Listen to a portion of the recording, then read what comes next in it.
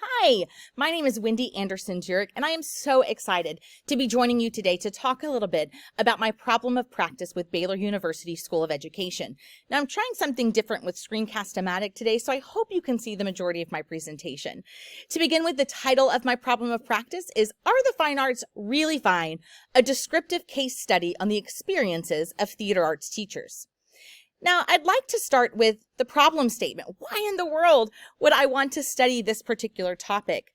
Well, there are many theater teachers who are entering the field with a limited knowledge of educational theater and an overall preparedness for the unique demands of this position. So what that really means is, regardless of whether a theater teacher has obtained their degree or their teacher certification through a traditional route, meaning they went to a university, they did student teaching, and they became certified when they graduated, or they went an alternative route, meaning that they became certified after they graduated from college. Regardless of the type of education that they've received, many of them are limited on their knowledge of the actual educational theater practices. And then those unique demands play a huge part in the preparedness of theater arts teachers. Every new teacher is going to deal with classroom management or contacting parents. But theater arts teachers happen to have a very unique set of demands. Those range anywhere from starting parent organizations to directing plays, to creating their own budget, to having to deal with all of the technical aspects of a production. Regardless, the bottom line is theater arts teachers seem to be lacking a preparedness for those unique demands of the position. Now, obviously, I spent some time really digging into the literature that exists on this particular topic. Now, there was not a lot of literature that deals specifically with theater arts teachers, novice theater arts teachers, as well as the demands of their position. And so I really looked at some very specific areas. I looked at the historical context of educational theater itself. I looked at the contributions of theater arts and the arts as a whole to academic success, the demands of the position, current pedagogy and curriculum, different certification programs and their limitations, effective classroom management as it pertains to theater, and then professional development for theater arts teachers as a whole. So I want to dig a little bit into a couple of these. Now, one of the biggest things that I found, and one of my authors from my literature review, Nister found that there are really no real finite definitions of what educational theater really is. Some people think that it is strictly meant to provide an outlet, strictly meant to provide productions, whereas others feel like there's a combination of providing productions as well as providing students with that kind of intense understanding of the world around them. So when there's no real definition of educational theater, that means that theater teachers are entering the profession with no real definition of what they're supposed to be doing, what they need to accomplish. As far as contributions of the arts to overall student success, this was a huge point in my literature review for me. I had quite a few authors who contributed to this particular section. One in particular is Rupert. And really what I found out is that student involvement in theater arts really does impact students as a whole being. It increases literacy rates. It increases mathematical competency. It increases social emotional learning, communication skills, student self-confidence. It even helps students on standardized tests, like in the state of Texas, the STAR test or ACT or SAT tests as they prepare for college. And so the literature really dove into just how incredibly important it is to have students involved in the arts. And of course, that equates to having well-prepared theater arts teachers. You see where I'm going here. Now, as far as the demands of the position itself, Maddie really provided some huge insights. She has an article that talks about how theater arts teachers are really 12 jobs in one, and that there's a huge misunderstanding between what school administrators understand about the theater arts position and what theater arts teachers really do. And that those theater arts teachers wear many, many different hats. And so when these theater arts teachers are wearing this many hats, oftentimes they end up taking on more than anyone thinks they take on because no one understands that they're doing all of this work. As far as pedagogy goes, Dynack wrote in my literature review, provided some information about this need for more research, this need for us to dig deeper into current theater arts pedagogy, that there really is some misunderstandings about that, and a big lack of research in pedagogy for theater arts.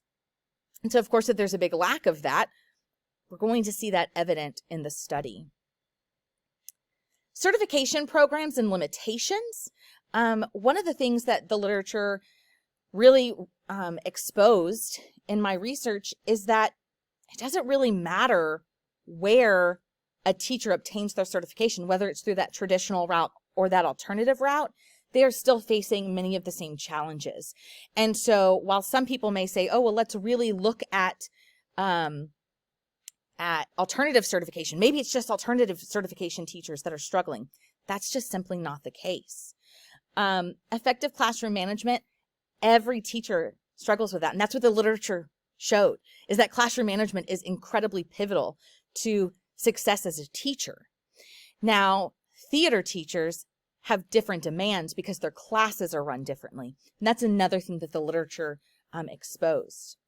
And then finally, for professional development, the literature revealed that content-specific professional development is abundantly necessary for teacher success, and that there's a massive lack of content-specific professional development for theater teachers themselves.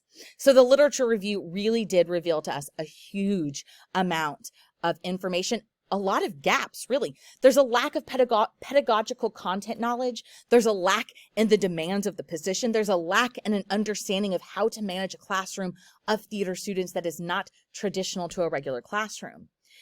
And so this information from the literature review leads into my purpose statement, which is that the purpose of this single descriptive case study was to understand the experiences regarding the unique demands of the theater arts teacher position for novice theater arts teachers in the state of Texas. The unique demands of the theater arts teacher position include classroom instructor, stage director, and even program director, and many others, which I've already discussed. Now, based on all of that information, that led me into my methodology. Now, my methodology for this study was a single descriptive case study. And I want to talk to you really briefly about why I chose a single descriptive case study for the study. First of all, qualitative research really recognizes the complexity of social interaction and the desire to uncover some of that complexity. And that's really what I wanted to look at when it comes to theater arts teachers and their experiences those first few years in the classroom. Now, I chose a case study because a case study provides an in-depth analysis of a case that is bounded by time and activity.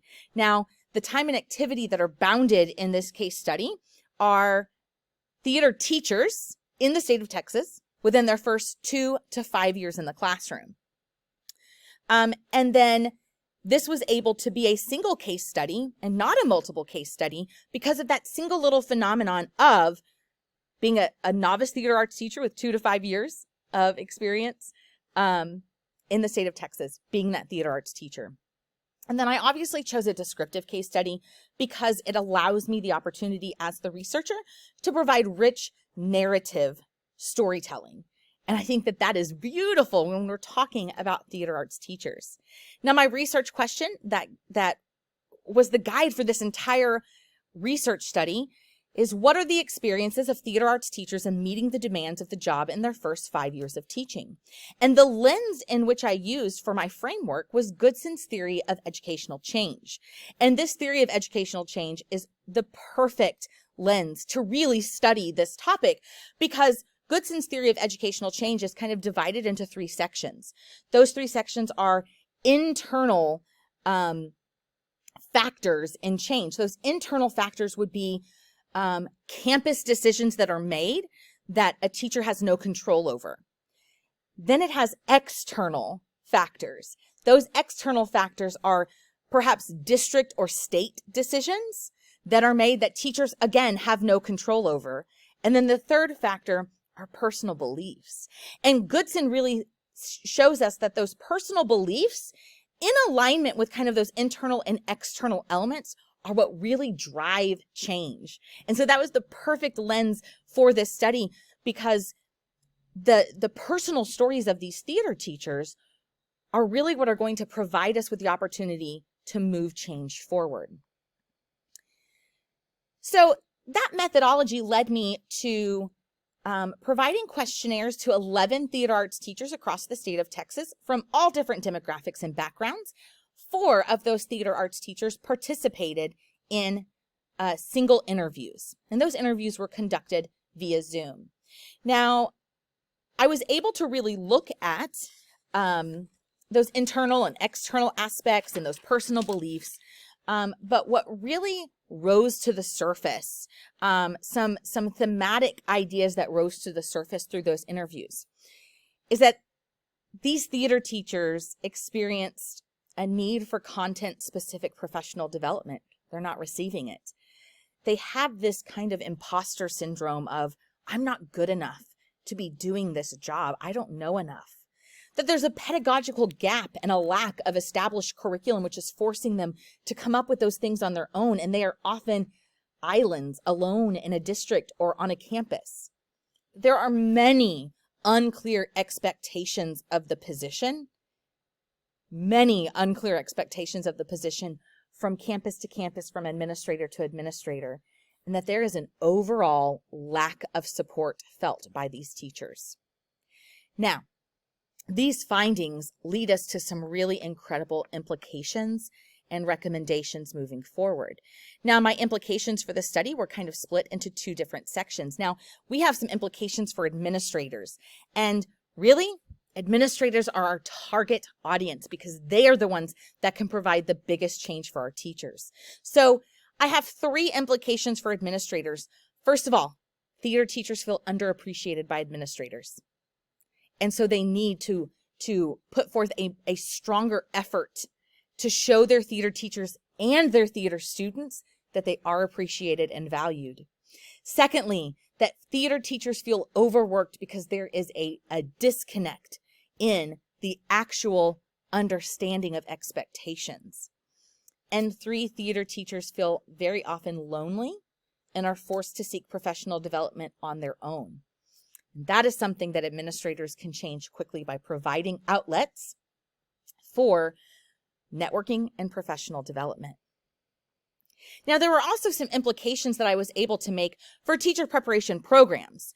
One is that there's a need for targeted support in developing theater curriculum because theater teachers are feeling so left behind with curriculum development for theater classrooms, but also that they need to provide a variety of field experiences and many different grade levels, not just one.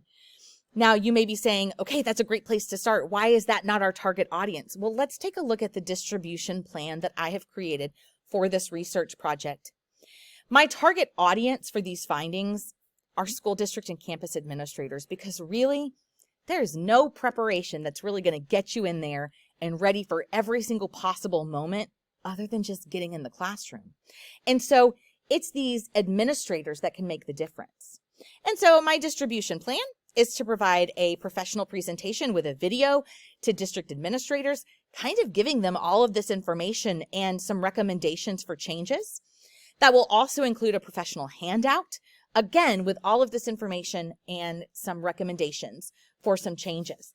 But also to kind of reach a broader audience by publishing in some theater educational journals, such as Research and Drama Education, the Journal of Applied Theater and Performance. And so these are some ways to distribute this information for this particular research study. So I want to thank my advisor, Dr. Sandra Talbert, as well as all of my Dissertation Defense Committee members and those who are viewing this video. And then I'd also like to provide you with my key references. There are many, many more, but these are just some of the ones that I used as I talked through this program today. Thank you so much. Have a wonderful day.